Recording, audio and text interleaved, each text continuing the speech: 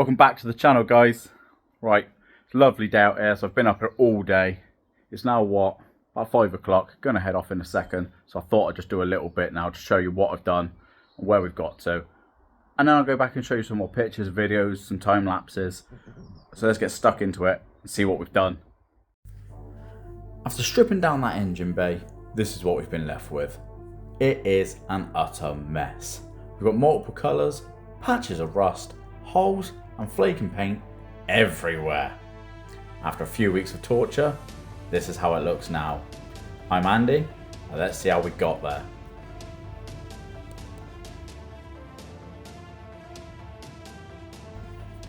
We started off by paint stripping the engine bay. From there, we used a wire wheel brush attachments for the drill. We got the remaining paint off, cleaned the metal of any loose rust as you can see in the first picture. From there, we used a cure rust. Cure rust is a rust converter, which you brush on any oxidized surface. It will convert it back to solid metal, as you can see in that second picture. I'll show you the process later in the video, so stick around and you'll see how easy it really is. Then it's time for zinc primer. Zinc primer is great against protecting from rust in the future. Picture 3 shows it all done, which we can now leave untouched for a while while we get the rest of the car to the same place. We've now continued the same process over the offside chassis leg and inner wing. We then started the driver's side firewall bulkhead area and the scuttle panel to get that all finished and looking the same. In a second, we'll be going through some footage of the actual process. This will show you the process, getting it back to bare metal. On average, 10 seconds of time lapse. It's around 15 minutes in real life, so this really does take a long time, and it is mind-numbingly boring. But bear with us, because you haven't got to do the hard bit. You've got the easy bit of watching. Enjoy!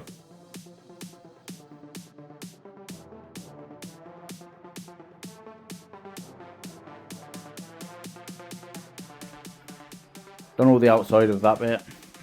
On here, not touched yet. This is going to be coming up soon. This is going to require a bit of welding in places to patch up some holes, and just taking back and seeing what else we've got to work with. There we go, guys. Driver side's completely done. Time to start working on the passenger side. Let's get stuck into it. We started with a wire wheel inner drill. Started working our way around the edges, as I find this the easiest process. I like doing a section at a time, but it's way too easy to just start on random bits. Then you don't feel like you've accomplished anything. You've just got random patches everywhere and you look like a nutter. If you don't like tedious jobs, this really isn't for you, because it is boring. It drags like crazy, but until you get to that final bit and you look back, you realise how good a job you've done. My background is in a body shop. I was always taught when learning to prep and paint cars, you always start with the edges. Start in the middle, it's easy to miss an edge. When painting, it's easily done. If you get in the habit of starting with the edges, you won't miss any little bits. The last thing you want is to get to the end, realise you've missed a bit. Here it is, after the rust converter's been applied. It's all dried back, been left for around 15 to 20 minutes. I'm now going to go over it in the zinc primer, starting with the edges, as I've mentioned before, doing all the awkward areas first. Do these first, so you get a nice coat of paint over everything, and you've got to do the little awkward bits. You run a risk getting a build up of paint and it starts sagging, running everywhere. Once that happens, you're going to start the whole process again. Take your time with it. Never just continuously press the nozzle. You definitely get a build up on the edges, cause runs. Use nice even blasts and short little bursts, keeping the can moving all times. This will give you smooth, even finish and it will look brilliant. Always use that correct PPE. I know I'm not here. This is definitely like your parents said. Do as I say and not as I do. Something like that I think they were on about. I also have decent extraction. I'm not in a closed off space with no airflow.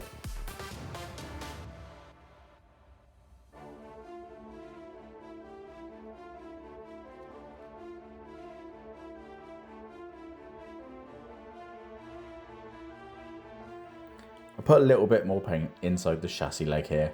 It was really clean, and you can't really get in there to do a lot. But as Tesco said, every little helps. Right, here's the final little bit on this side. We'll give it all a quick buzz back. The flat areas aren't too bad. It's the little lips and edges where the wheel can catch. Definitely catch you off guard and twist your wrist if you aren't paying attention. It was a pain in the arse if I'm honest. Guess they do say, if it was easy, it wouldn't really be worth it. If it's difficult, way more rewarding in the end. Let's see what you all think. It's going to be a long journey, but we'll get there and it should look awesome in the end. The best bit will be right at the end. It's all done. You can look back at the journey and know we've saved it from ending up as scrap.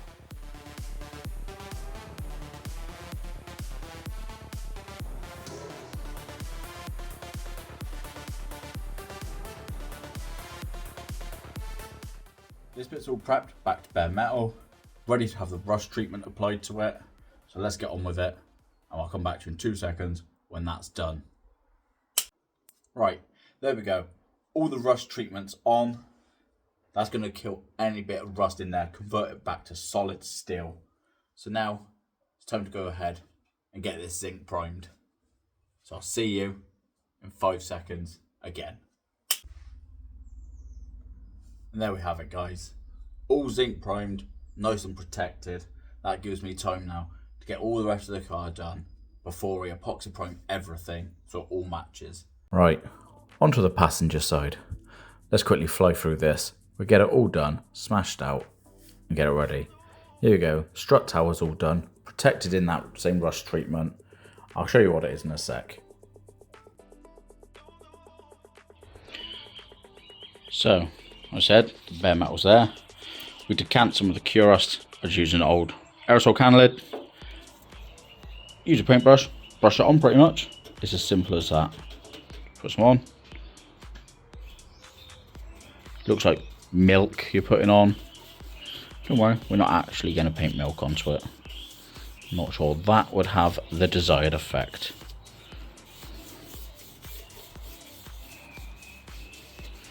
You'll see in a minute, before we even finish this, the start will probably start going purpley blue, I would say it is, with a bit of tinge of black if it's really, really heavy oxidation in this.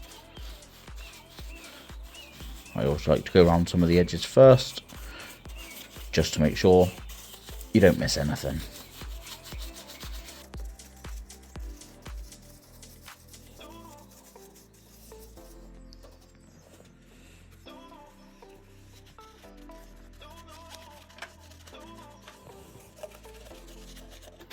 You can see it changing colour a little bit here. Let's try and get in all like the threads, anywhere else like that, just to make sure there's no rust in the threads.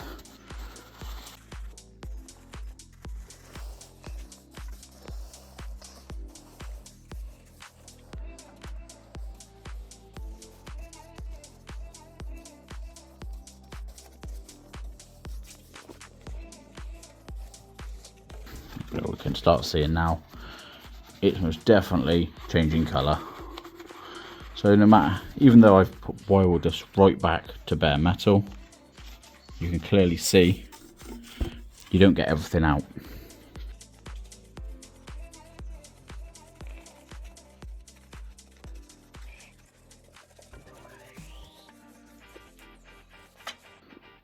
There you go. Now let's leave it for a minute. Here we go, 15 minutes later, it's all gone dry, it's converted any oxidation left in the metal. You can see it's got all this black speckles on it, and it's got like a weird tinge now. That has transformed any remaining rust into solid steel, ready to be zinc primed or etch primed. So let's get that on it. For that one, we're going for the Simonized Zinc Primer, just an aerosol. It's all you need for doing this. Perfectly good, anyone can do it. We'll get this on there. It should start looking like this nice grey here. That's ready then for high build priming, ready for its final paint. But we've got a lot more car to do before we get to that stage. As I was always taught, start with edges. Can't forget an edge if you do it first.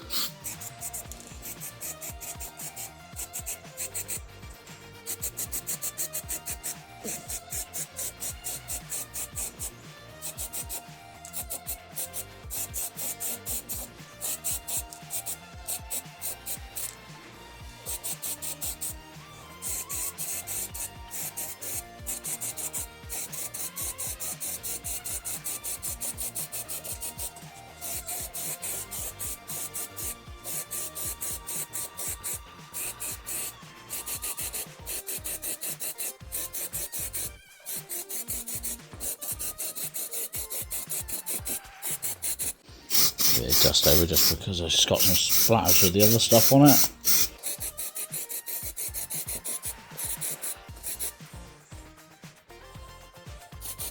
Make sure you're getting all the little edges.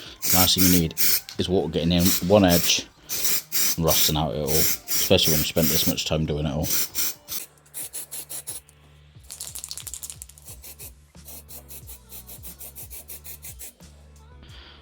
Now that's all been zinc primed.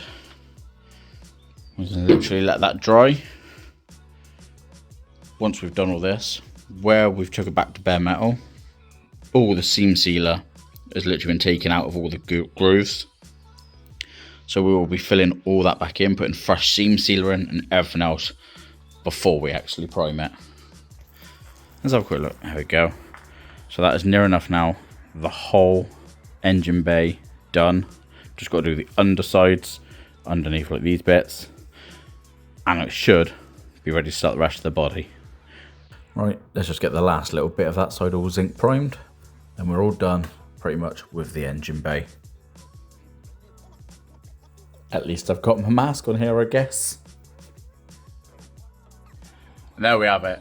Passenger side also done. Firewall, bulkhead, whatever you want to call it, also done. Engine bay completely done. Here we go. Right, I know the lighting isn't the best in here at the moment. I've only got these couple of strip lights. I'm going to put these two onto the walls, so we've got better lighting down the sides. Got all new lighting to go on the ceiling, so it should look a lot brighter in here in the future videos, which should hopefully make everything look a lot better. And there we have it, guys. That engine bay is completely done. Here's a quick little look around it. You can see it all done, all the same colour, looking nice and clean and fresh, ready to be epoxy primed. And after that, we can get the rest of the car done, and we can also get it all painted. It's going to look wicked. What colour do you think we should go? Leave some comments below. Here's just a quick little bit, me just stripping the headlining out because I hadn't done that yet. This is literally the last bit left on the car. Thanks for watching, guys. That's it for this episode. If you've enjoyed this video, hit that subscribe button, hit that thumbs up, and I'll see you in the next one.